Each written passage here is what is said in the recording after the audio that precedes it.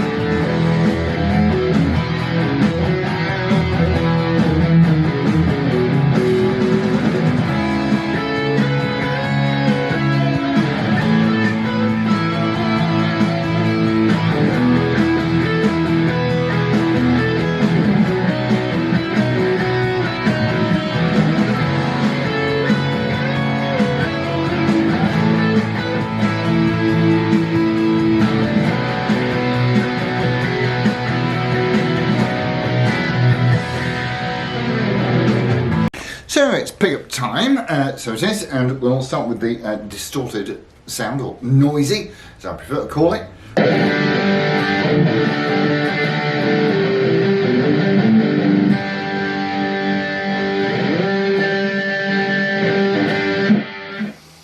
And quite frankly, they really do not come any better than that, and that was with the bridge pickup there. And into the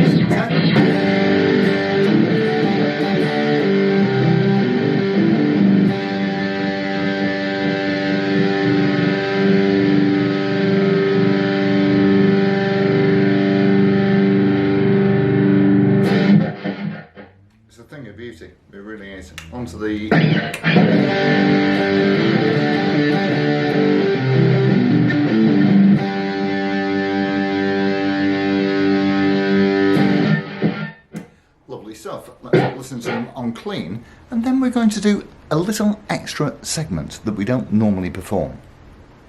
So starting with the bridge and...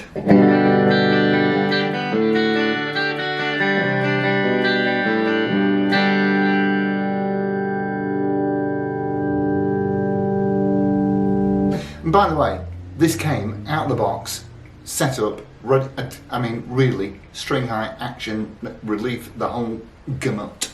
Absolutely perfect. Into the centre.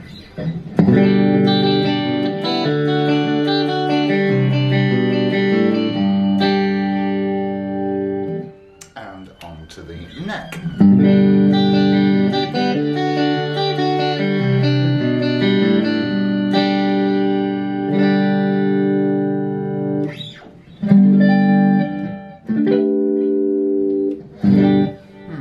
Okay, and now to the bit that we don't normally do. So one of our contributors, one of our friends, Andy, has asked me to send out a, what the hell is it they call them? Those things that aren't really music, not dots, tablatures, and I don't do those. I barely read. I mean, I can read music, but I don't sight read easily. So the best I can do for you is this.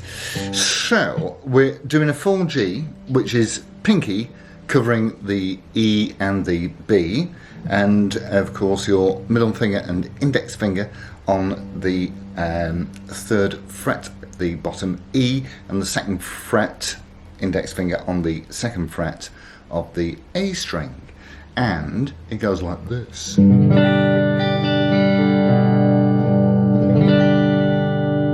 then onto a D, and I have been told that I play a D unusually. Normally a D is played like this, which is the normal accepted way. What I do is I fold my pinky back for that sustained fourth, and then you're doing your middle finger and index finger in the same spots fretwise, but moving them up one to the C on the A string, and of course the E on the D string, and then index finger on the second fret of the A string with the open D, and then open,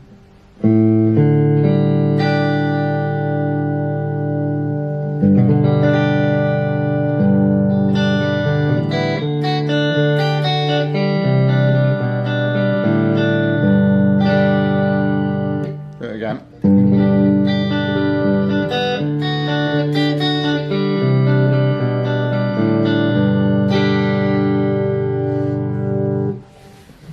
I hope that helped. Okay, moving on. So, I hope that was helpful anyway, and so onto the specs and what not. Well, it's a very, very standard Les Paul construction, and it will come as no surprise to you that we have got a mahogany neck set into a mahogany body with a maple, very, very coloured top. I love the Tangerine burst. You know, I've always said that when you are choosing a guitar, just always go for something that makes you want to pick the damn thing up. So when you see it on the stand in the morning and it makes you want to rub your thighs, then that is a good thing. If a guitar talks to you and makes you want to hold it and play it, then that is a very, very good thing indeed. So we have a rosewood fingerboard with acrylic trapezoid inlays. They've stopped calling them pearloid now because, well, you know, pearloid's a bit of a confusing name really, isn't it? And they are certainly not pearl, they are acrylic indeed. And we have hardware wise, let's have a look around the back. This is a 2022 guitar, another one that has really, it's not been played apart from me doing this demo just now. So you can have a look at that serial number. If you like, type that in, feel free, but you will see that it's made in 2022. You can see the wings on the side, which are of course just a slightly different colour, but that's how they make them. So your headstock starts off sort of melody maker size, and then for the grown-up Gibsons, the non-student editions as they might call them, then they tack these wings on, you see. We do have Grover automatics, 18:1, and I mean the guitar is perfect. It really is as brand fire new. We move down to the heel, the neck, and it is just such a standard Gibson construction, and you've got the all mahogany body there with your regular cavity control plates for the gubbins inside the pickups, and of course your switch here. And moving around to the front elevation, oh, I'll tell you what I didn't do. Almost intentionally, really. It's got those horrid push-pull things. And so, yes, moving on. The exhaust pipe is in the normal place with a lovely chromed surround there.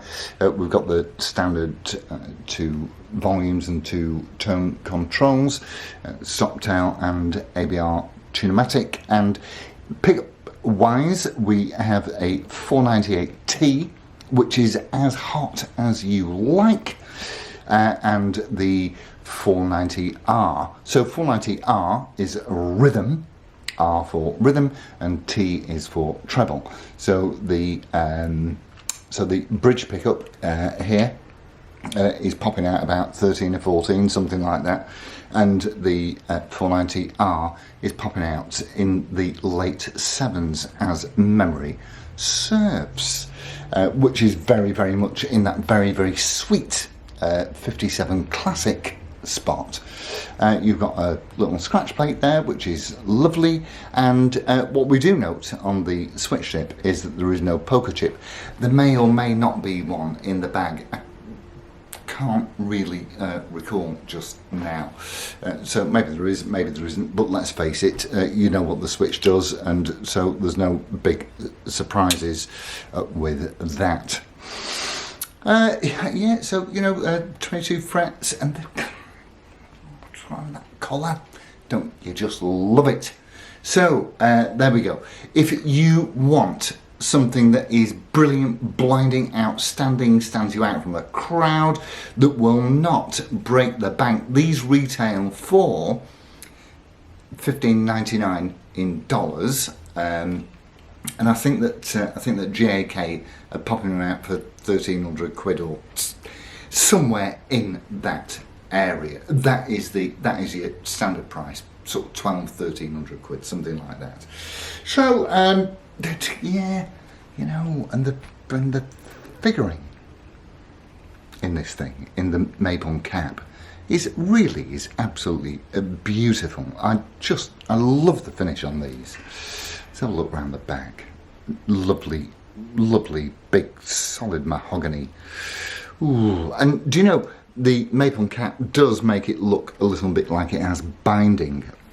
I think IMO. Yeah. So lovely, lovely stuff. Very, very traditional Gibson fare, I would say. And if there's one thing that, well, it doesn't exactly spoil it, but if there's one thing that I feel that is unnecessary, it's this coil split nonsense that they've started doing. But there you go, horses for courses. So with all of that, I shall bid you a fond farewell. Thank you all ever so much for tuning in.